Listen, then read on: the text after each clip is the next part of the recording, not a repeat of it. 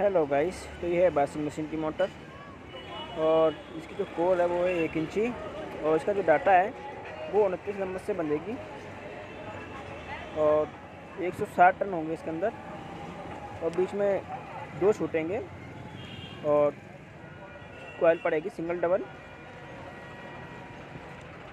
अगर वीडियो पसंद आए तो लाइक और चैनल को सब्सक्राइब और इसी साथ बेल आइकन को भी दबा दें तो ताकि आपको ऐसी वीडियो मिलती रहे।